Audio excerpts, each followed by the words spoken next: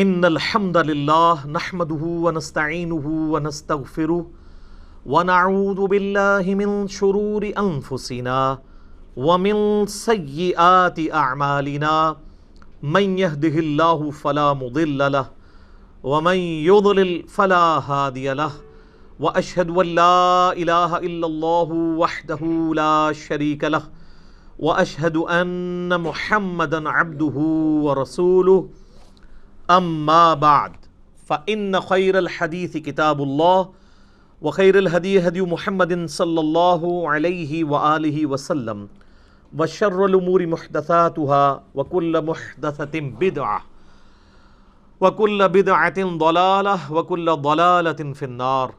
اعوذ باللہ السمیع العلیم من الشیطان الرجیم من ہمزہ ونفخہ ونفثہ بسم اللہ الرحمن الرحیم۔ رب اشرح لی صدری ویسر لی امری واحلل عقدۃ من لسانی یفقہوا قولی۔ بسم اللہ الرحمن الرحیم۔ ان اللہ وملائکتہ یصلون علی النبی یا ایہا الذین آمنوا صلوا علیہ وسلموا تسلیما۔ اللہم صل علی محمد وعلی آل محمد کما صلیت علی ابراہیم وعلی آل ابراہیم انک حمید مجید۔ اللہم بارک علی محمد وعلی آل محمد کما بارکت علی ابراہیم وعلی آل ابراہیم انک حمید مجید۔ اللہم ربنا آتنا فی الدنیا حسنۃ وفی الآخرۃ حسنۃ وقنا عذاب النار۔ لا الہ الا انت سبحانک انی کنت من الظالمین۔ حسبنا اللہ ونعم الوکیل۔ یا حی یا قیوم برحمتک استغیث ولا حول ولا قوة الا باللہ العلی العظیم۔ ربنا آتنا من لدنک رحمۃ وہیئ لنا من امرنا رشدا۔ آمین ثم آمین۔ الحمدللہ آج 3 نومبر 2019 کو سنڈے کے دن بمطابق 5 ربیع الاول 1441 ہجری میں ہماری قرآن کلاس نمبر 3 انشاءاللہ ہوگی، جس میں ہم انشاءاللہ قرآن حکیم کے تعارف کے اعتبار سے جو میں نے علمی پوائنٹس آج تک ڈسکس کیے ہیں، یعنی 20 پچھلی 2 کلاسوں کے اندر، اس سے آگے ہم انشاءاللہ اس کو لے کے چلیں گے، علمی پوائنٹ نمبر 21 سے آنورڈ۔ علمی پوائنٹ نمبر 21 وہ ہے میرے بھائیوں، قرآن حکیم عربی ادب کی جس کیٹیگری میں فال کرتا ہے اسے ہم کہتے ہیں خطبے کا سٹائل۔ قرآن حکیم اس طرح کی کتاب نہیں ہے جیسے کہ آپ کوئی بھی دنیاوی رائٹر آپ دیکھیں گے، جب کتاب لکھتا ہے تو وہ چیپٹرز بناتا ہے، ایک مقدمہ لکھتا ہے، پھر آگے ایک ترتیب کے ساتھ چیزوں کو مختلف چیپٹرز کے اندر ایڈریس کرتا ہے، جیسے ونس اپون اے ٹائم والا سٹائل ہے، اور اس میں ایک ربط پایا جاتا ہے۔ اس طرح کا ربط قرآن حکیم میں نہیں پایا جاتا جہاں تک چیپٹرز کی ترتیب کا تعلق ہے۔ البتہ چونکہ قرآن حکیم کا جو سٹائل ہے وہ ایک یونیک سٹائل ہے، اور اسے عربی میں آپ سمجھ سکتے ہیں کہ خطبے کا سٹائل ہے۔ آپ یہ کہہ سکتے ہیں کہ قرآن حکیم collection of divine origins of almighty Allah ہے، اللہ تعالیٰ کے خطبات، تقریروں کا مجموعہ ہے۔ ہر صورت ایک کمپلیٹ تقریر ہے، چاہے وہ مختلف اوقات میں نازل ہوئی، لیکن اگر آپ اس خطبے کو پورے کی پوری صورت کو ایز اے خطبہ دیکھیں گے تو آپ کو اس میں ایک مرکزی ٹاپک نظر آئے گا۔ جیسے ہمارے خطبہ حضرات بھی، چاہے وہ مذہبی لیڈرز ہوں یا پولیٹیکل لیڈرز ہوں، جب بھی تقریر کرتے ہیں تو ان کا ایک مرکزی ٹاپک ہوتا ہے، اس ٹاپک کے ارد گرد ساری گفتگو چلتی ہے۔ اس ٹاپک کو جب سٹارٹ کرتے ہیں تو ایک تمہید ہوتی ہے، اس کے بعد پھر کچھ مثالیں بھی ادھر ادھر کی بیان کی جاتی ہیں تاکہ جو خطیب ہے وہ اپنے مخاطب کو اپنی طرف اٹریکٹ کر سکے حالات حاضرہ کے پوائنٹ آف ویو سے۔ اور پھر جب خطبہ کنکلوڈ ہونے لگتا ہے تو جو سب سے زیادہ مرکزی ٹاپک ہے اس کو دوبارہ سے ایڈریس کیا جاتا ہے، کیونکہ بات کنکلوڈ ہو رہی ہوتی ہے۔ چونکہ قرآن حکیم اللہ تعالیٰ کے خطبات کا مجموعہ ہے، 114 خطبے ہیں، 114 صورتیں جو ہیں، اس کو ذہن میں رکھ کے قرآن حکیم کو پڑھیں گے تو پھر آپ کو بات سمجھ آئے گی کہ یہ سٹائل کیوں ہے۔ اب سورۃ البقرہ جو ہے، اس کا جو مرکزی ٹاپک ہے وہ سابقہ امت مسلمہ یعنی یہودیوں سے جو غلطیاں ہوئیں جن کی وجہ سے انہیں خمیازہ بھگتنا پڑا، تاکہ یہ موجودہ امت مسلمہ ہے جو امت محمدیہ صلی اللہ علیہ وآلہ وسلم، اس کے لیے گائیڈ لائنز بن جائیں کہ تم سے پہلے ایک بڑی لاڈلی میری اور بھی امت تھی جس میں میں نے اپنی کم از کم 3 کتابیں بھیجی، تورات، زبور، انجیل، ہزاروں پیغمبر بھیجے، لیکن جب انہوں نے توحید سے کنارہ کشی اختیار کی، مشرکانہ اوہام ان کے اندر داخل ہو گئے، تو پھر ہم نے اس چیز کی پرواہ نہیں کی ہے کہ 3 کتابیں ان میں نازل ہوئی تھیں اور ہزاروں پیغمبر نازل ہوئے تھے، حتیٰ کہ وہ خود پیغمبروں کی اولاد بھی تھے بنی اسرائیل۔ پھر ضربت علیہم الذلہ والمسکنہ، پھر ہم نے ان کے اوپر ذلت اور مسکنت مسلط کر دی، اور اس میں بھی ٹاپ آف دا لسٹ بنی اسرائیل کو، یہودیوں کو ایڈریس کیا گیا۔ اس سے اگلی سورت سورہ آل عمران کے اندر مرکزی طور پر ایڈریس کیا گیا ہے کرسچنز کو، اور مضامین بھی بیان ہوئے ہیں لیکن مرکزی ٹاپک یہ ہے۔ اس لیے آپ دیکھیں جتنی بھی صورتیں ہیں ان کا آغاز بھی بڑا جاندار ہوتا ہے۔ سورۃ البقرہ ہی دیکھ لیں، الف لام میم ذالک الکتاب لا ریب فیہ، یہ وہ کتاب ہے جس میں شک کی کوئی جگہ نہیں ہے۔ اس کا صحیح ترجمہ ہے اس میں شک کی جگہ ہی نہیں ہے۔ ھدی للمتقین،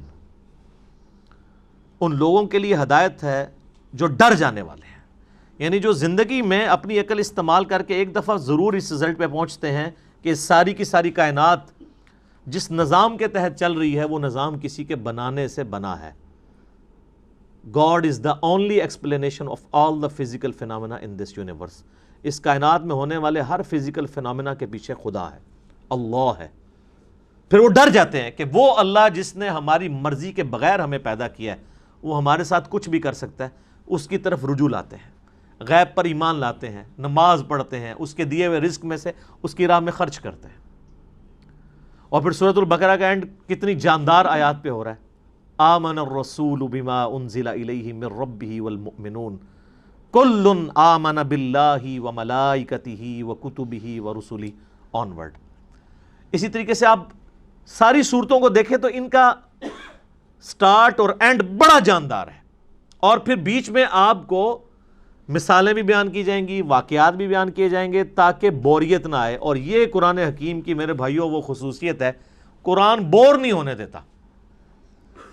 یہ نہیں ہے کہ اب سورۃ البقرہ شروع ہوئی ہے تو صرف یہودی ایڈریس ہو رہے ہوں گے یا ان کی کوئی ایک چیز خاص ایڈریس ہو رہی ہوگی، نہیں، اس میں کچھ مثالیں بھی بیان ہوں گی، کچھ واقعات بھی بیان ہو جائیں گے اس سے پہلے کے، پھر اس کے بعد ایک کنکلوژن نکالا جائے گا، پھر گائیڈ لائنز ہوں گی، یونیورسل ٹروتھ آئیں گے۔ 7 یونیورسل ٹروتھ سورہ بقرہ میں آئے ہیں، بنی اسرائیل کے واقعات کو اللہ تعالیٰ نے ایڈریس کر کے ہر واقعے کے بعد ایک یونیورسل ٹروتھ بیان کیا ہے کہ یہ میرا رول ہے، جو یہ کرے گا چاہے وہ جو کوئی بھی ہو اس کے ساتھ یہ ہو جائے گا۔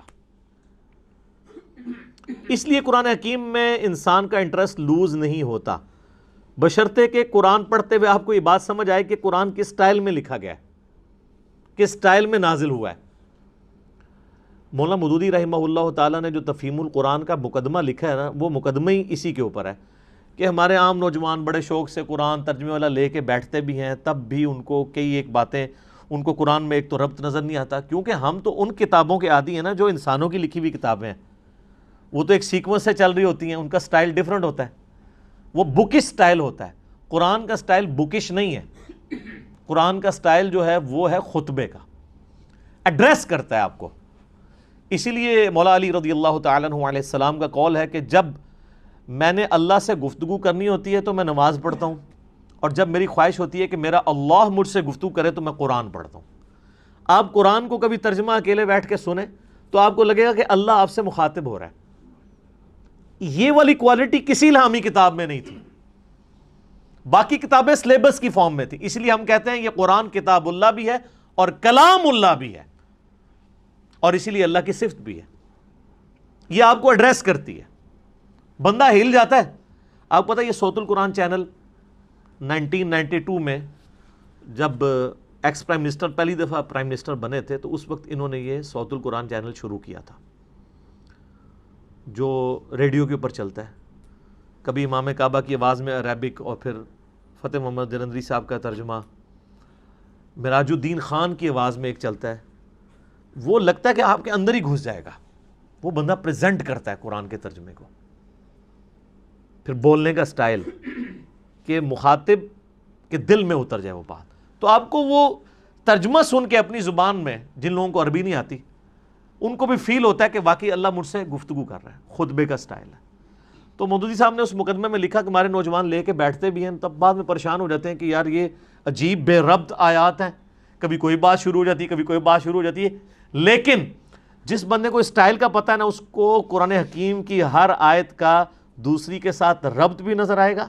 وہ ربط آپ ایک دفعہ اس چیز کو ڈسکور کر لیں تو آپ کو بھی ٹیسٹ فیل ہوگا.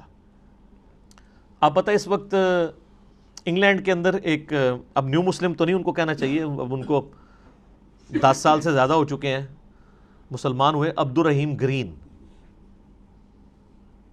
اس وقت ٹاپ آپ سمجھ لیں سپیکرز میں سے ہیں مسلمانوں کے. انگلش میں وہ ان کے مختلف ٹاپکس پہ لیکچرز ہیں. انہوں نے اپنا اسلام لانے کا واقعہ بھی بیان کیا ہے ایک آڈیٹوریم میں خطاب کرتے ہوئے. اس میں ایک بات انہوں نے بڑی زبردست کی, باقی آپ یوٹیوب پہ دیکھ سکتے ہیں. وہ کہتے ہیں جب یہ کتاب میں نے پہلی دفعہ پڑھنی شروع کی نا, تو یہ قرآن کا جو سٹائل تھا نا گفتگو کرنے کا, اس نے مجھے بہت امپریس کیا کہ جب کوئی انسان کتاب لکھتا ہے وہ اس سٹائل میں نہیں لکھتا.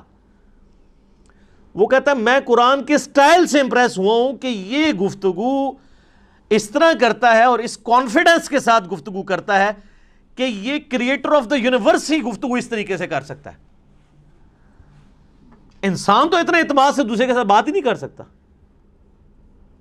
اس میں جو کانفیڈنس ہے کتاب کے اندر, پھر اس کتاب کا جو سٹائل ہے وہ بتاتا ہے کہ یہ انسان کی لکھی ہوئی کتاب نہیں, کیونکہ انسان جب بھی کتاب لکھتا ہے نا ایک خاص سیکوینس کے تحت لکھ رہا ہوتا ہے, چیپٹرز بناتا ہے, اور یہ بالکل ڈیفرنٹ سٹائل ہے. حالانکہ اس کو اس وقت یہ نہیں پتا تھا کہ اس کا سٹائل کون سا ہے, خطبے کا سٹائل ہے. تو خطبہ تو اسی طرح ہی ہوتا ہے. خطبے کا سٹائل ہے اس لیے ہے کہ خطیب کا کام یہ ہوتا ہے کہ وہ اپنے مخاطب کے دل میں اپنی بات اتارے. تو اللہ تعالیٰ اس کتاب کا خطیب بھی ہے, اور یہ کتاب اللہ کی صفت ہے. یہ مخلوق نہیں ہے, غیر مخلوق ہے, کیونکہ کلام متکلم کی صفت ہوتا ہے. میں پچھلے لیکچرز میں اس کو ڈسکس کر چکا ہوں. تو قرآن حکیم پڑھتے وقت یہ آپ نے ذہن میں رکھنا ہے کہ اس کا سٹائل خطبے کا سٹائل ہے. جب خطبے کا سٹائل ہے تو پھر اچانک اگر کوئی واقعہ آ جائے بیچ میں تو پریشان ہونے والی بات نہیں کہ اچانک یہ بات ہوتے ہوتے یہ بیچ میں واقعہ کیسے آ گیا. پھر اچانک آپ دیکھتے ہیں خطیب بھی جب بیان کر رہا ہوتا ہے, آپ آج کل کے پولیٹیکل لیڈرز کو دیکھ لیں, جب وہ گفتگو کرتے ہیں کسی خاص ٹاپک پہ بات کر رہے ہوتے ہیں, اچانک کرتے کرتے کوئی ماضی کا واقعہ یاد کرتے ہیں, پھر ساتھ ہی جو سامنے بیٹھے ہیں ان سے بھی مخاطب ہو کے کوئی ادھر چیز دیکھنے والی ہوتی ہے آئیڈینٹیفائی کرنے لی, وہ فوراً آئیڈینٹیفائی کرتے ہیں, پھر اپنے موضوع کی طرف واپس آتے ہیں. یہ سٹائل قرآن کا ہے. یہی وجہ ہے کہ صحابہ کرام علیہم رضوان کے اندر بجلی بھر دی تھی اس کتاب نے. ان کو فیل ہوتا تھا کہ ہمارا کریٹر ہم سے مخاطب ہے, ہماری بات کر رہا ہے. سر ہماری بات تو ہے نا. آپ دیکھیں غزوہ بدر ہو رہی ہے تو اس کی لائیو کمنٹری سورۃ الانفال کے اندر آئی ہے. غزوہ احد ہوئی ہے تو 60 آیات مسلسل. غزوہ احد میں جو مسلمانوں نے غلطیاں کی, جس کی وجہ سے اللہ نے جو فتح کا وعدہ کیا تھا پورا کرنے کے بعد اس فتح کو شکست میں بدل دیا, ایک ایک چیز ہائی لائٹ کی.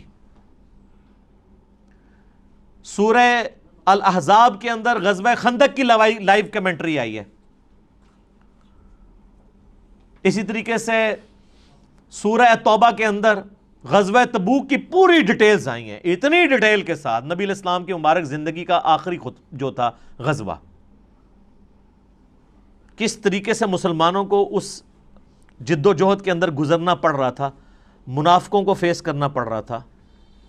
اہل ایمان اور منافقین میں فرق کے لیے وہ بہت کرٹیکل سچویشن تھی غزوہ تبوک کی. اور اس وقت بڑے بڑے جو اپنے آپ کو سمجھتے تھے ہم ایمان والے تھے, ان کے بھی پاؤں لڑکھڑا گئے تھے. ظاہر ہے وہ سپر پاور سے ٹکرانا تھا, رومن امپائر سے جا کے. تو یہ ساری کی ساری چیزیں آپ کو پڑھنے کے بعد آپ اس زمانے میں پہنچ جائیں گے، اور پھر آپ یہ فیل کریں کہ آپ اس زمانے کے اندر ہوں اور آپ کا رب آپ سے گفتگو کر رہا ہو۔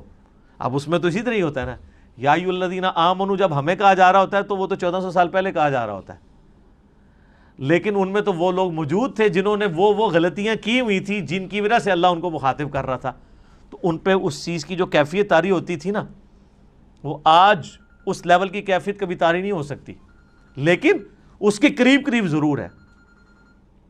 میرے ایک دوست بتانے لگے، ان کے جاننے والوں کی نا انگلینڈ کے اندر ایک شاپ ہے، تو وہ کہتے ہیں ہم نے نا پورا دن نا ایک قرآن کی تلاوت اور ترجمہ لگایا ہوتا تھا، ایک انگلش میں بھی ریکارڈنگ ہوئی ہوئی ہے، وہ بھی صوت القرآن چینل کے اوپر کبھی کبھار چلتی ہے۔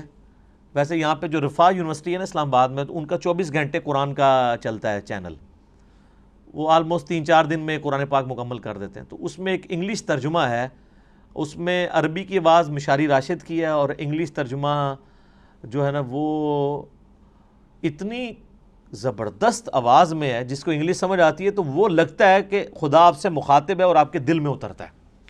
تو کہتے ہیں انہوں نے اپنی دکان پہ وہ ترجمہ لگایا ہوتا تھا، کہتے ہیں جب کوئی نان مسلم بھی کسٹمر آتا تھا نا تو وہ ایک بار ٹھٹک کے سننا شروع کر دیتا تھا، اور کئی کسٹمرز نے کہا کہ آپ اس کو بند کر دیں، کیونکہ اس کو سننے سے ہمارے اوپر اثرات ہو رہے ہیں۔ ظاہر ہے جب دنیا کی بے ثباتی کا بیان ہو رہا ہو، مرنے کے بعد جی اٹھنے کا بیان ہو رہا ہو، اللہ کو آپ اکاؤنٹیبل ہیں، پھر آپ اپنی مرضی کی زندگی تو نہیں گزار سکتے۔ میری خواہشات اور میری ذات کے درمیان سب سے بڑی رکاوٹ کون ہے؟ اللہ۔ اگر اللہ کو میں نکال دوں تو میں اپنی مرضی کی زندگی گزار سکتا ہوں۔ اس لیے آپ دیکھیں گے جتنے ایتھیسٹ ہیں، منکرین خدا ہیں، وہ بیسیکلی منکرین خدا نہیں ہوتے ہیں، بلکہ وہ اپنی مرضی کی زندگی گزارنا چاہتے ہیں۔ اس لیے پھر اس کے لیے پہلی شرط یہ ہے کہ خدا کو بیچ میں سے نکال دیں، ورنہ یہ تو ہر وقت لٹکتی ہوئی تلوار ہے خدا کا کانسیپٹ، کہ آپ اکاؤنٹیبل ہیں کسی کو، آپ کی جواب دہی ہونے والی ہے مرنے کے بعد۔ تو یہ قرآن حکیم کا خطبے کا سٹائل ہے، یہ قرآن پڑھتے وقت یہ چیز ذہن نشین ہونی چاہیے۔ علمی پوائنٹ نمبر 22 وہ ہے میرے بھائیوں، قرآن حکیم کا جو ایک ڈیوائن میوزک ہے، اس کے اندر ملکوتی غنا ہے، جو ایک آپ شاعری تو اسے نہیں کہہ سکتے، لیکن ہم وزن ہے آیات۔ الرحمن علم القرآن خلق الانسان علمہ البیان۔ آپ دیکھتے ہیں یہ ایک جتنی بھی نہیں ہے، لیکن ان میں ایک ڈیوائن میوزک، ملکوتی غنا، ایک صوتی آہنگ پایا جاتا ہے۔ یہ جو قرآن حکیم کا سٹائل ہے یہ کوئی شاعری والا نہیں ہے، کیونکہ شاعری کے اندر ردیف قافیے جو ہیں وہ بالکل برابر ایک طرح چل رہے ہوتے ہیں، قرآن حکیم میں تو ایسے نہیں چل رہے۔ ایون ملکوتی غنا ہوتا ہے لیکن الفاظ ڈیفرنٹ کے ساتھ، جیسے سورۃ الفاتحہ آپ دیکھ لیں، الحمدللہ رب العالمین الرحمن الرحیم۔ اب رب العالمین میں نون ہے، الرحمن الرحیم کے اینڈ پہ میم ہے، الفاظ تو مختلف ہیں۔ اگر شاعری ہوتی تو یہاں بھی نون ہی ہوتا، لیکن اگلی آیت مالک یوم الدین واپس اسی سٹائل میں۔ تو یہ شاعرانہ کلام بھی نہیں ہے، لیکن اس میں ایک ربط بھی ہے، وہی ربط عرب کے لوگوں کو اٹریکٹ کرتا تھا۔ اگر قرآن حکیم نثر کی فارم میں ہوتا تو اس کی اٹریکشن نہ ہوتی اس طرح کی جو اس کی وجہ سے ہے، اور اسی وجہ سے ہم قرآن حکیم کو طرز لگا کے پڑھ بھی لیتے ہیں، ورنہ قرآن حکیم کی جو آپ قاریوں کی اتنی طرزیں پیاری پیاری سنتے ہیں، یہ کبھی طرز لگا ہی نہ سکتے اگر اس کا نثر کا سٹائل ہوتا تو۔ اور یہ طرز لگانے کا حکم ہے، بخاری اور مسلم میں حدیث ہے، نبی صلی اللہ علیہ وآلہ وسلم نے فرمایا جو قرآن کو ترنم سے نہ پڑھے وہ ہم میں سے نہیں ہے۔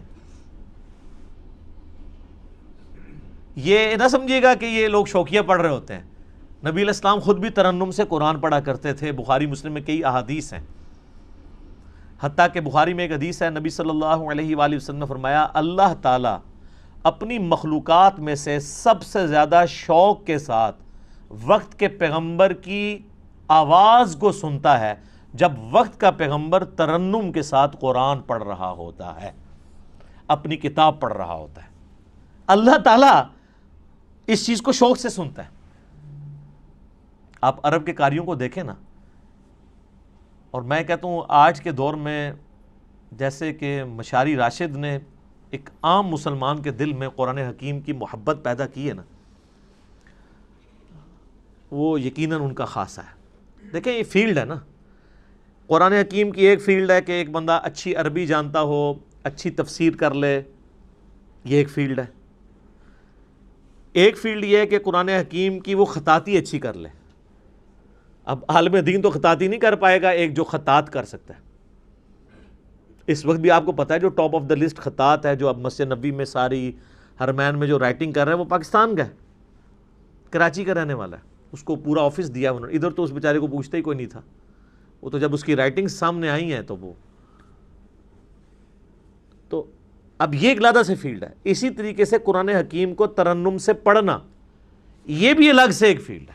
ایک تو ترنم وہ ہے جو مولوی لگاتے ہیں، قرآن بالکل غلط پڑھ رہے ہوتے ہیں، صرف ترنم ہی ہوتا ہے اس میں، اور گانے کی طرز پہ پڑھ رہے ہوتے ہیں۔ گانے کی طرز پہ اس لیے کہ وہ قرآن حکیم کے جن الفاظ کو کھینچنا ہے ان کو نہیں کھینچتے، اور جن کو کھینچنا چاہیے ان کو مختصر پڑھ دیتے ہیں۔ قرآن حکیم کی طرز ہر بندہ تو نہیں لگا سکتا جب تک وہ قرات کے اصولوں سے واقف نہیں ہے کہ کس لفظ کو آپ کھینچ کے پڑھ سکتے ہیں، یعنی لمبا کر کے، اور کسی کو لمبا نہیں کر سکتے۔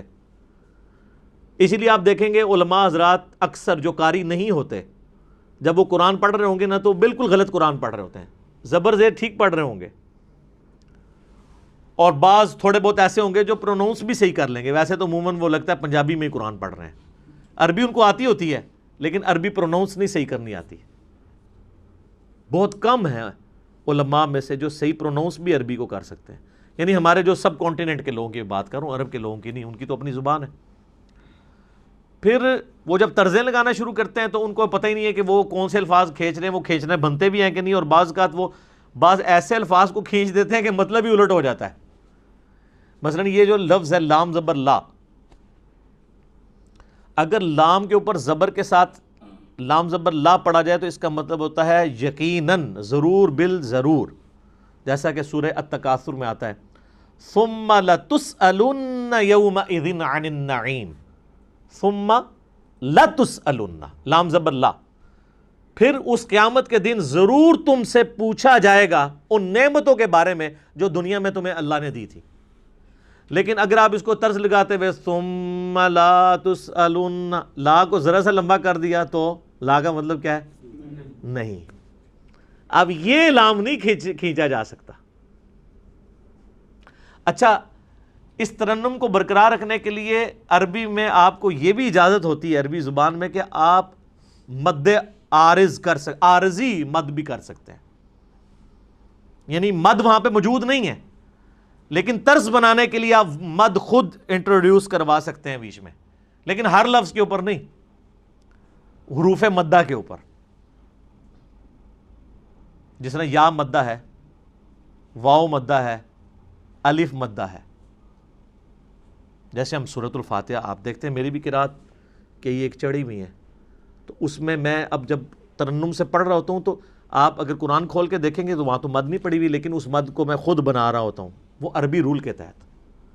ایک تو سورۃ الفاتحہ کے اینڈ پہ مد آتی ہے نا، وَلَا الضَّالِّينَ، وہ تو لکھی ہوئی ہے، لیکن اس سے پہلے جو ہم پڑھ رہے ہوتے ہیں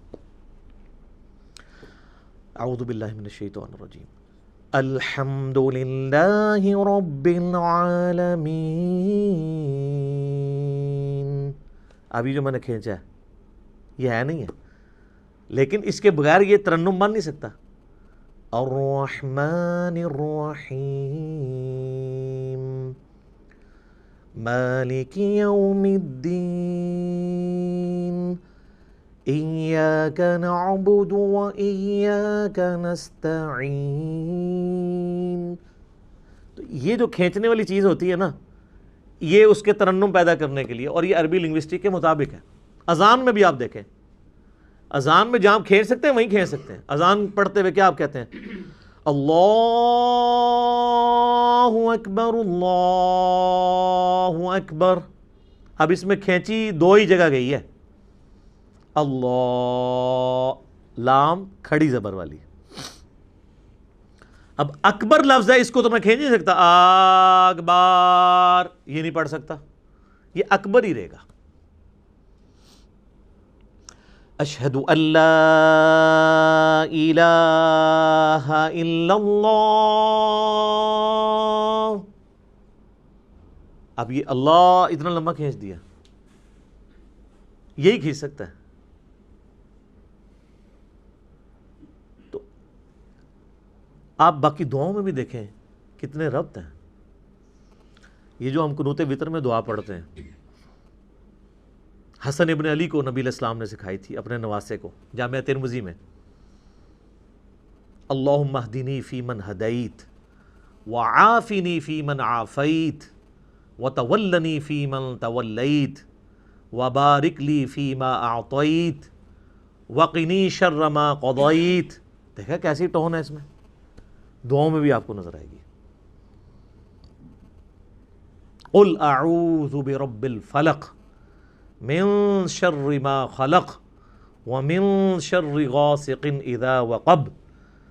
لمبائی ڈیفرنٹ ہو گئی ہے لیکن اس کی جو ملکوتی غنا ہے وہ برقرار ہے.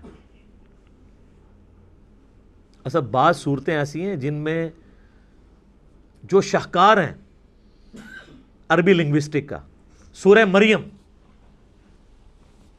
آپ دیکھیں کہ اس کے جو ہر آیت کا اختتام ہو رہا ہے وہ کتنے مشکل الفاظ پہ، تشدید والے الفاظ ہیں، ہر ایک لفظ کے اوپر شاد آ رہی ہے. کمال نہیں ہے؟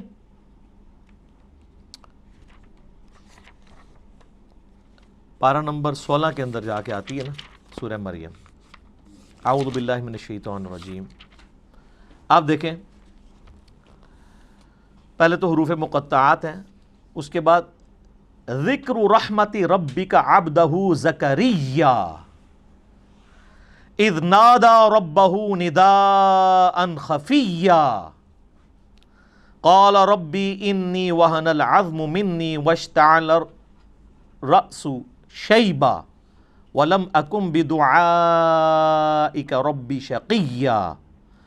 اس کے بعد اگلے ولیا رضیا سمیا عتیا عشیا صبیا تقیا عصیا حیا شرقیا سویا تقیا زکیا بغیا. ٹون ہے. اور یہ دو صورتیں تو کمال ہیں، سورہ طٰہٰ اور سورہ مریم. طٰہٰ ما انزلنا علیک القرآن لتشقى الا تذکرۃ لمن یخشی. سر عربی ایویں تو پاگل نہیں ہو گئے تھے جناب، کیا وہ جڈ قوم ہے اور سپر پاورز الٹ کے رکھ دی ہیں صدیوں کی. بجلی بری گئی تھی ان کے اندر، اس قرآن نے ان کے اندر یقین ڈال دیا تھا. وہ تو یعنی جتنے لوگ اپنی زندگی سے محبت کرتے ہیں اتنی وہ اپنی موت سے محبت کرتے تھے. اور جب اس لیول کی کوئی آرمی ہو اس کے آگے کون ٹھہر سکتا ہے؟ کوئی ریسورسز نہیں تھے، کافروں کے ریسورسز چھین کے ان کو الٹ دیا. وہ ایمان اس کتاب کے ذریعے یتلو علیہم آیاتہ ویزکیہم ویعلمہم الکتاب والحکمہ. یہ بجلی نبی علیہ السلام نے قرآن کے ذریعے بھری ہے ان کے اندر. تو یہ اس کے اندر ایک ڈیوائن میوزک ہے، ترنم ہے. اس کی وجہ سے عربی لوگ، چونکہ آپ پتہ ہے ان کو شاعری کے ساتھ بھی بڑا شغف تھا. آپ عمر سیریز دیکھیں تو آپ دیکھیں گے وہ عام گفتگو میں بھی شاعرانہ انداز میں گفتگو کر لیتے تھے. فی البدی ان کی عام گفتگو بھی جو ہے وہ بھی ہم پلہ الفاظ کے اوپر مشتمل ہوتی تھی. اسی لیے وہ نان عربز کو اجمی کہا کرتے تھے. یہ تو گونگے ہیں، ہمارے سامنے بول ہی نہیں سکتے، حالانکہ خود چٹے ان پڑھ تھے، علم کوئی نہیں تھا لیکن زبان کے ماسٹر تھے. تو اللہ نے ان کا وہی غرور توڑا کہ ان کو زبان پہ ناز تھا. اللہ نے ایسی کتاب دی کہ شعراء نے بھی اپنے کلام پھاڑ دیے. کمال تو یہ ہوتا ہے نا کہ جو کسی کا غرور ہے وہی توڑ دیا جائے. موسیٰ علیہ السلام کے زمانے میں جادوگروں کو غرور تھا، اللہ نے موسیٰ علیہ السلام کو وہ معجزہ دیا کہ وہ جادوگر بھی سجدے میں گر پڑے. پہلے جادوگر گرے ہیں کیونکہ ان کو سمجھ آ گیا کہ یہ جو کچھ کر رہا ہے یہ جادو نہیں ہے، ہمیں پتہ ہے کہ جادو کیا کر سکتا ہے. ایک جادوگر جو ہے وہ جادو کے ایپیکس کو جانتا ہے. ایک میڈیکل کی فیلڈ کا بندہ وہ جانتا ہے کہ میڈیکل زیادہ سے زیادہ کیا کر سکتی ہے. آج آپ کسی ڈاکٹر سے کہیں، اب تو یہ چیز تو ایوالو ہو چکی ہے نا کہ ہڈی کو جوڑنے کے لیے ایک ٹائم درکار ہے. انسان کی ہڈی، وہ ٹائم اس کو چاہیے، وہ بانڈ بنے گا، پلسٹر کرتے ہیں جب ٹوٹ جائے. آپ اگر کسی ڈاکٹر کو کہیں کہ ایک شخص ایسا ہے کہ آپ اس کے بعد ہڈی 2 ٹکڑے کر کے لے جائیں، وہ صرف ہاتھ یوں پھیرے گا، ہڈی واپس اپنی جگہ پہ آگے اسی وقت جڑ جائے گی اور بندہ بھاگنا شروع کر دے گا، تو ڈاکٹر مان لے گا آپ کی بات؟ نہیں. اس کو پتہ ہے یہ نہ تو فزیکل فنامنا آف نیچر سے ثابت ہوتی ہے چیز، نہ یہ ہماری جو میڈیکل سائنس ایوالو ہو چکی ہے اتنی ترقی کے بعد یہ پاسبل نہیں ہے. اس کا ایک نیچرل پیریڈ ہے، وہ اس نے گزارنا ہے. تو وہ پھر اس چیز کو کہے گا یہ تو معجزہ ہی ہو سکتا ہے، سائن ہی ہو سکتی ہے کوئی. اسی لیے ہم نے، میرے ایک ویڈیو کلپ بھی ریکارڈڈ ہے کہ نبی علیہ السلام کا کوئی بھی معجزہ ایسا نہیں ہے جو سائنٹیفکلی ریپروڈیوس کیا جا سکے، ورنہ وہ معجزہ نہیں ہوگا. نبی علیہ السلام سے جو غیر معمولی معجزات، حسی معجزات، یعنی انگلیوں میں سے پانی کے چشمے جاری ہونا جو بخاری مسلم میں آتا ہے، صحیح بخاری میں آتا ہے ایک صحابی کی پنڈلی کی ہڈی ٹوٹ گئی، آپ نے ہاتھ پھیرا تو اسی ٹائم ٹھیک ہو گیا. یہ وہ چیزیں ہیں کہ جو قیامت تک سائنٹیفکلی کبھی پاسبل نہیں ہوگی کہ کوئی انسان کر کے دکھا سکے. یہ چیز، یہ وہ فزیکل فنامنا آف نیچر کا ٹوٹنا ہے، یہ پاسبل نہیں ہوگا. کبھی یہ پاسبل نہیں ہوگا کہ کوئی پلانٹ کنگڈم کو اینیمل کنگڈم میں بدل دے. حضرت موسیٰ علیہ السلام عصا پھینکتے تھے، پلانٹ کنگڈم اینیمل کنگڈم میں اژدہا بن جاتا تھا. مردے کو کوئی زندہ نہیں کر سکتا. حضرت عیسیٰ علیہ السلام کے زمانے میں طب عروج پہ تھا، اللہ تعالیٰ نے ان کا غرور توڑا. ہاں جی بتاؤ، ان کو اپنی میڈیکل کی فیلڈ کے اوپر بڑا ناز تھا. حضرت عیسیٰ علیہ السلام مادر ذات کوڑی اور اندھوں کو اللہ کی اذن سے شفا دے دیتے تھے. جن کے ڈھیلے بھی نہیں ہوتے تھے، مٹی کا ڈھیلا رکھ کے ہاتھ پھیرتے تھے، آنکھیں واپس آ جاتی تھی. سر جس کی آنکھیں کام نہ کرتی ہو اس پہ ہاتھ پھیرنے سے کیا پوری دنیا بھی پھیر دیں تو اس کی بینائی نہیں آتی، اور ایک مٹی کا ڈھیلا ایک بندہ رکھتا ہے اور ہاتھ پھیرتا ہے اور وہ آنکھ بن جاتی ہے. آج بھی آپ میڈیکل کی فیلڈ وہ کہیں گے یہ امپاسبل ہے. تو معجزہ خواہ کسی بھی پیغمبر کا ہو وہ ریپروڈیوس نہیں ہو سکتا اگر وہ واقعی معجزہ ہے. کہانی نہ ہو، معجزہ ہو، نہیں ہو سکتا. قرآن حکیم میں داؤد علیہ السلام کے بارے میں آتا ہے لوہا ان کے ہاتھوں پہ نرم تھا، اور لوہے پہ ہاتھ رکھتے تھے، آٹے کی طرح اسے گوندھ دیتے تھے، زیرہ بناتے تھے. تو آپ سمجھ سکتے ہیں میڈیکلی اب یہ چیز ثابت ہے کہ کم از کم 1500 ڈگری سینٹی گریڈ چاہیے لوہے کو اس فارم میں لانے کے لیے کہ جس میں آپ مولڈ کر سکیں، اور اگر لے آئیں گے تو اس پہ ہاتھ کوئی نہیں لگا سکتا. اور وہ ٹھنڈے لوہے کے اوپر یوں ہاتھ پھیرتے ہیں اور وہ یوں مولڈ ہو جاتا ہے. یہ وہ معجزہ، یہ ریپروڈیوس نہیں کبھی ہو سکے گا. موسیٰ علیہ السلام نے عصا مارا ہے سمندر کے اندر، اسی ٹائم سمندر پھٹ کے دونوں طرف پہاڑوں کی شکل میں قرآن میں آتا ہو گیا اور بیچ میں راستہ بن گیا. سر یہ معجزہ کبھی نہیں کوئی کر کے دکھا سکتا، ورنہ پیغمبروں کی جو نبوت ہے وہ سٹیک پہ لگ جائے گی اگر غیر پیغمبر بھی فزیکلی سائنٹیفکلی کسی بھی طریقے سے اس چیز کو ریپروڈیوس کر سکے. یہ امپاسبل ہوگا. لیکن الوہین جو ہے آنکھوں کو دھوکہ دینا، وہ اس زمانے میں بھی تھا، اب بھی ہے، قیامت تک رہے گا. فزیکلی کوئی نہیں کر کے دکھا سکتا. یہ آپ کو جو ڈیوڈ کاپر فیلڈ کے بارے میں ویڈیوز ملتی ہیں، کبھی وہ پانی پہ چل رہا ہے، کبھی دیوار پہ اوپر چڑھ رہا ہے، اس کی میکنگ بھی ساتھ ہی انہوں نے یوٹیوب پہ چڑھا دی ہوئی ہے کہ وہ سارا نظر کا دھوکہ ہوتا ہے. وہ ویڈیو کیمرے کے ذریعے فلمائی ہوتی ہیں ساری چیزیں. وہ جو پانی پہ چل رہا ہوتا ہے تو نیچے انہوں نے وہ شیشے کا بہت بڑا ٹیبل رکھا ہوا ہے ٹرانسپیرنٹ جو نظر نہیں آتا، وہ اس کے اوپر چل رہا ہوتا ہے. اس لیے آپ دیکھیں گے وہ پانی پہ چل رہا ہوتا ہے تو نیچے لوگ اس کے نیچے سے یوں تیر رہے بھی ہوتے ہیں کیونکہ وہ شیشے کے اوپر چل رہا ہوتا ہے. وہ شیشہ اتنا ٹرانسپیرنٹ ہے کہ وہ پانی میں نظر ہی نہیں آتا. وہ جب سائڈ سے دکھاتے ہیں ٹیبل تو پھر نظر آ جاتا ہے. اور شکر ہے کہ یہ پاکستان میں نہیں، ورنہ اولیاء اللہ کے سردار بن جاتا ہے ڈیوڈ کاپر فیلڈ. ہاں، اسٹیچو آف لبرٹی غائب کر دیتا ہے، وہ کیمرے میں غائب کرتا ہے، فزیکلی نہیں کر سکتا. اور سر دیکھیں اتنا ایماندار ہے، وہ بھی بے ایمان نہیں ہے، وہ بھی اسے یہ نہیں کہتا کہ میں فزیکلی کروں، وہ کہتا ہے ایلوژن، آنکھوں کا دھوکہ. اتنی غیرت اس کو بھی ہے کہ وہ ایلوژن کہتا ہے اسے، اپنی کرامت بزرگی یہ نہیں کہتا. جو تہاڑے بزرگاں ایڈی بھی تمیز نہیں، جھوٹ مار جاندے نے. اس لیے آپ دیکھیں سارے بزرگ فیل ہیں. اب کدھر گئی آپ کی کرامتیں جی؟ اور یہ ایک بزرگ نے حکم دیا، وہ جوتی ہوا میں اڑتی اڑتی اس کے سر پہ لگی. اون کتنے جوتیاں تھوڑیاں ریٹائر ہو گئی ہیں نا، یا وہ جوتیاں تھلے انجن لگے ہوئے خراب ہو گئے نا. پہلے بھی کوئی نہیں تھا، کہانی تھی. یہ کہانیاں چل رہی ہوتی ہیں. معجزات، کرامات، استدراج، اس سارے ٹاپکس کے اوپر میرا مسئلہ number 131A B C D 4 recorded ہیں، وہ آپ دیکھ لیں. علمی پوائنٹ نمبر 23، وہ ہے میرے بھائیوں قرآن حکیم کا جو بیسک یونٹ ہے وہ ہے آیت. عربی میں ہم اسے کہتے ہیں آیتن. جو آیت کے اینڈ کے اوپر وہ تا تھی جو ختم ہوتے اس کے نقطے بھی اڑ گئے, اب صرف گول دائرہ ہی رہ گیا, چونکہ وہ سمبل کے طور پہ تھا نا. ویسے وہ تا ہوتی ہے, گول تا, نشانی کے طور پہ. آیتن وقف کریں گے آیہ, اردو میں آیت, اور اس کو ٹرانسلیٹ کریں گے نشانی, انگلش میں کہیں گے سائن. قرآن حکیم کی جتنی بھی صورتیں ہیں, ہر صورت کا جو بیسک یونٹ ہے وہ آیت ہے. جیسے اگر میں پوچھوں یہ دیوار کا بیسک یونٹ کیا ہے تو آپ کیا کہیں گے؟ اینٹ. یہ دیوار ہے, اس کے اوپر 1200 اینٹیں لگی ہوئی ہیں, اور 1200 اینٹوں کو مینیجبل فارم میں جوڑنے کے بعد ایک دیوار مکمل ہوتی ہے. اس طرح قرآن حکیم میں ہر صورت کی آیات ہیں جن کو اللہ تعالیٰ نے وحی کے ذریعے نبی علیہ السلام کو تعلیم فرمایا. اس کی ترتیب توقیفی ہے, اور قرآن حکیم میں کم سے کم آیات جو ہیں وہ 3 ہے صورت کی. کوئی قرآن حکیم میں صورت ایسی نہیں جس کی 3 سے کم آیات ہوں. اور عربی میں جمع بھی 3 سے شروع ہوتا ہے. ہمارا تو 2 سے ہی جمع شروع ہو جاتا ہے نا اردو میں. عربی میں واحد ہے, اس کے بعد تثنیہ ہے 2, اور پھر ہے 3. 3 اور 3 سے آنورڈ وہ جمع ہے.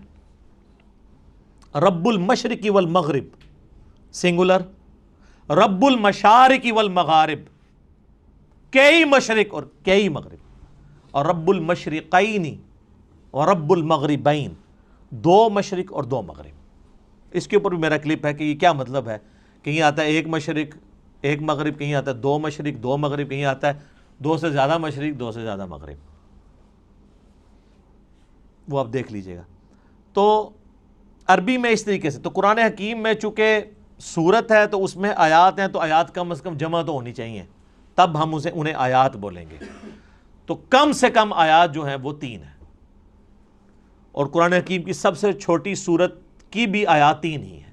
انا اعطیناک الکوثر فصل لربک وانحر ان شانئک هو الابتر. 3 آیات ہیں. اذا جاء نصر اللہ والفتح ورأیت الناس يدخلون فی دین اللہ افواجا فسبح بحمد ربک واستغفرہ انہ کان توابا. واستغفر پہ ہم وقف کرتے ہیں, نہ بھی کرے کنٹینیوس بھی پڑھ سکتے ہیں. یہ 3 آیات ہیں, 3 سے زیادہ ہی ہیں, کم نہیں ہے. اور قرآن حکیم کی سب سے چھوٹی آیت کون سی ہے؟ سورہ الرحمن کی ایک آیت ہے, مدھامتان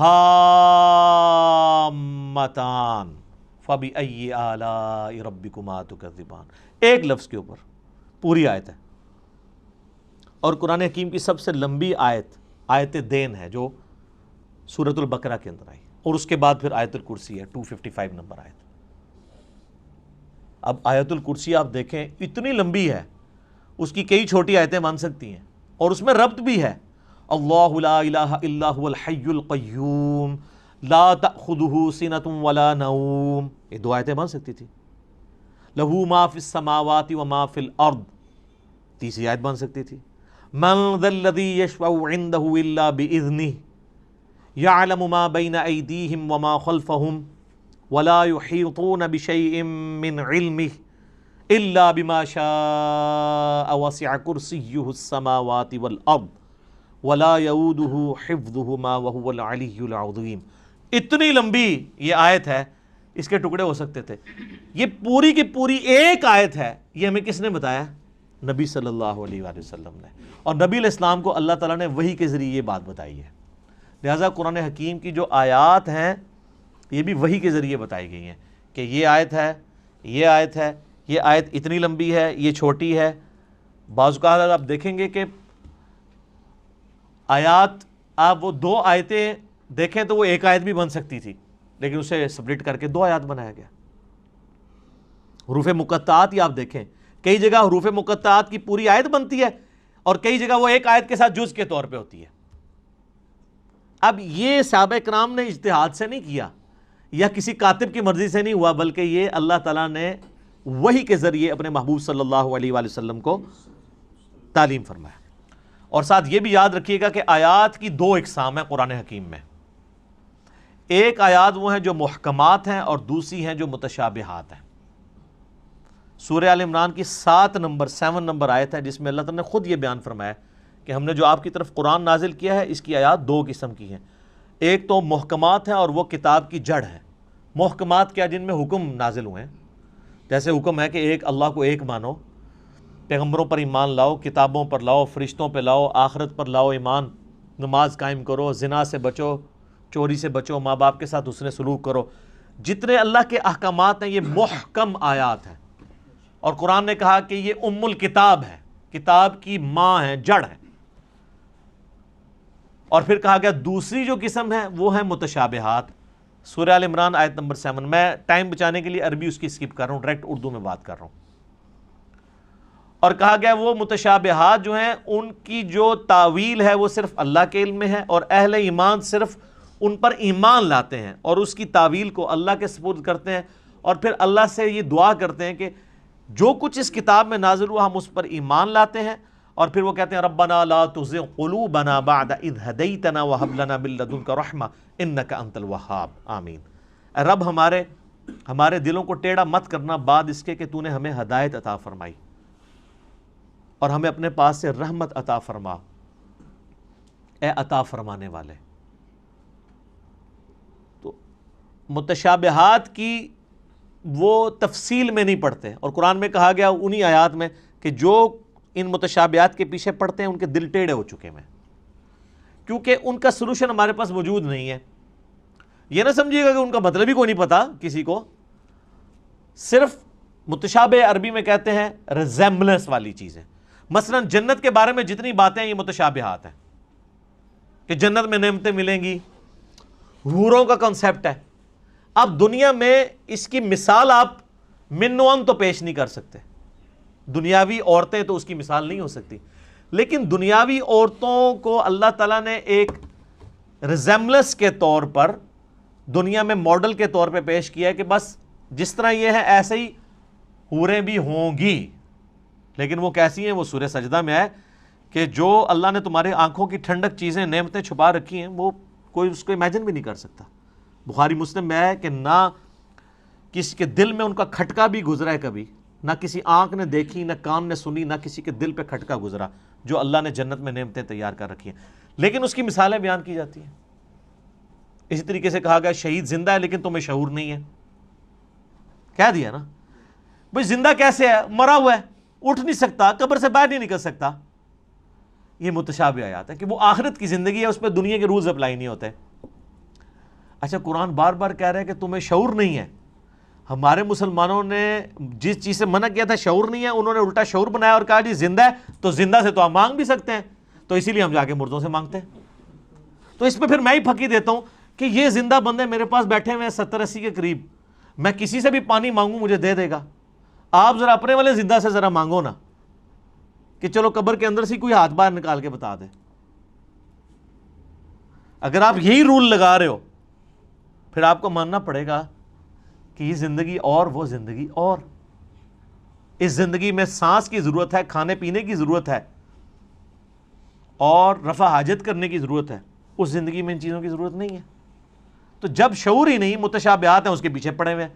اور بخاری مسلم میں حدیث ہے تم دیکھو جب کوئی شخص قرآن کی متشابہ آیات کے پیچھے پڑا ہوا ہے تو جان لو یہ وہی بدبخت اور گمراہ شخص ہے جس کے بارے میں قرآن میں اللہ نے کہا ہے کہ ان کے دل ٹیڑھے ہو چکے ہیں. اور اہل ایمان کی نشانی ہے ربنا لا تزغ قلوبنا بعد اذ ہدیتنا. تو یہ متشابہات اور محکمات پہ بھی میرا ایک کلپ ریکارڈڈ موجود ہے جس میں میں نے ڈیٹیل کے ساتھ اس کے اوپر ڈسکشن کی تھی.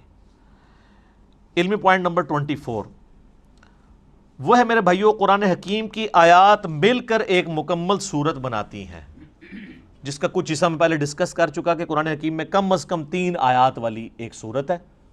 سورۃ الکوثر، سورۃ النصر اور بھی سورۃ العصر میں بھی 3 آیات ہیں، کم سے کم 3، زیادہ سے زیادہ سب سے زیادہ سورۃ البقرہ میں 286. تو آیات مل کے مکمل صورت بناتی ہیں. بیسک یونٹ آیت اور اس کا مکمل جب خطبہ ہوتا ہے تو وہ صورت. علمی پوائنٹ نمبر 25 وہ ہے میرے بھائیو، قرآن حکیم میں کل 114 صورتیں ہیں جن کی ترتیب توقیفی ہے۔ نبی علیہ السلام نے بتایا ہے کہ پہلی سورۃ الفاتحہ ہے، دوسری سورۃ البقرہ ہے، تیسری سورہ آل عمران ہے، چوتھی سورہ نساء ہے، پانچویں سورۃ المائدہ ہے، چھٹی جو ہے وہ سورۃ الانعام ہے، آنورڈ کرتے کرتے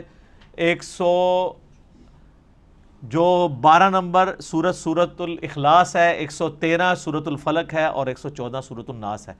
یہ ساری کی ساری ترتیب اس کی صورتوں کی یہ توقیفی ہے، نبی علیہ السلام کے بتانے پر موقوف ہے اور وہ وحی کے ذریعے بتائی گئی ہے۔ اور بخاری مسلم میں آتا ہے، صحابہ اکرام کہتے ہیں نبی علیہ السلام کے ساتھ حضرت جبرائیل دورہ قرآن کیا کرتے تھے۔ صحابہ نے نہیں دیکھا، نبی علیہ السلام کے بتانے پہ، کہ نبی علیہ السلام نے بتایا کہ جبرائیل علیہ السلام میرے ساتھ ہر سال آ کے جو ہے وہ دورہ قرآن، جتنا قرآن نازل ہوتا تھا اس کو رپیٹ کرواتے تھے، اور جس سال آپ کی وفات ہوئی اس سال 2 دفعہ رپیٹ کیا رمضان میں، اور اسی سے آپ علیہ السلام کو پتہ چل گیا کہ اب اگلے سال میں زندہ نہیں رہوں گا۔ تو نبی علیہ السلام نے اس کی ترتیب کو بھی انشور کیا ہے، وہی ترتیب جو لوح محفوظ میں ہے، جو ہمارے پاس مصحف میں ہے، اگرچہ یہ ترتیب نزول نہیں ہے لیکن اللہ کے ڈیوائن علم میں یہی ترتیب ہے۔ سرکمسٹانسز کے اوپر قرآن نازل ہوا، اور آج جو ہمارے پاس یہ ترتیب ہے یہ نبی علیہ السلام کے بتانے پر موقوف ہے۔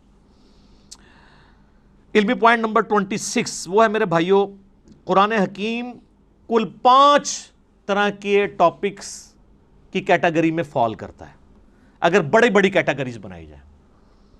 اس کے اوپر پوری ایک کتاب لکھی ہے شاہ ولی اللہ دہلوی نے، الفوز الکبیر فی اصول التفسیر، اللہ کا بہت بڑا کرم، کامیابی اللہ کی طرف سے اصول تفسیر کے اوپر۔ اس میں انہوں نے یہ دعویٰ کیا ہے کہ اللہ تعالیٰ نے مجھ پہ یہ حقیقت کھولی ہے کہ قرآن حکیم کی آیات 5 طرح کی کیٹیگریز میں فال کرتی ہے۔ اب یہ اس طرح کی قرآن حکیم میں کئی ایک انویشنز ہیں جو ہمارے پرانے بزرگوں نے نہیں کی ہیں، آج کل کے لوگوں نے کی ہیں۔ جیسا کہ آپ دیکھ رہے ہیں کہ میں نے بتایا بھی تھا کہ قرآن حکیم میں جو سورۃ الحدید ہے وہ جس نمبر کے اوپر آ رہی ہے اٹامک نمبر بھی وہی ہے۔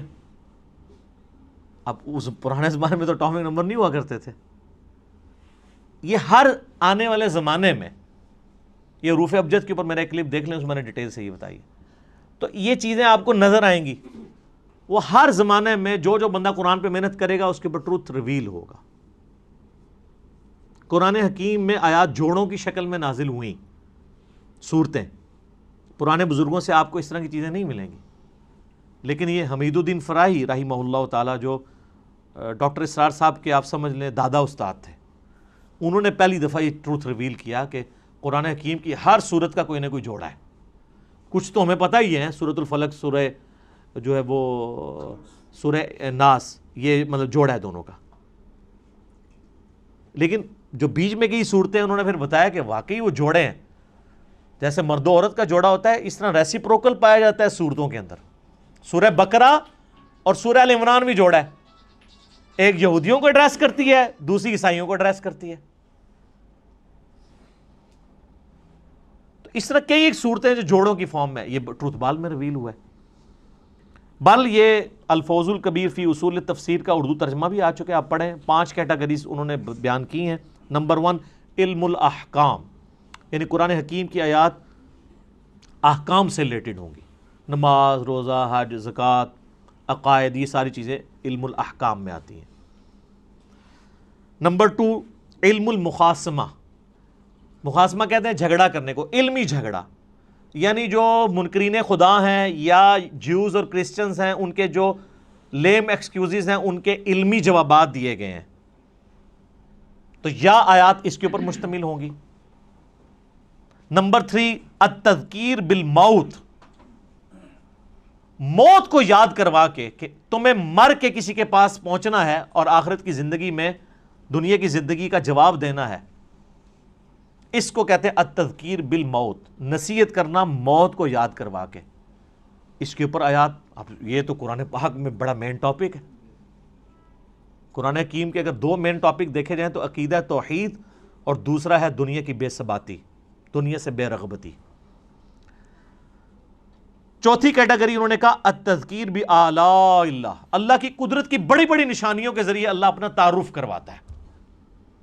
جتنے فزیکل فینومینا آف نیچر اس میں ڈسکس ہوئے ہیں، سائنٹیفک فیکٹس ڈسکس ہوئے ہیں، اس کا شاہکار آپ کو سورۃ النحل نظر آئے گی، سورہ روم نظر آئے گی، سورہ الرحمن نظر آئے گی.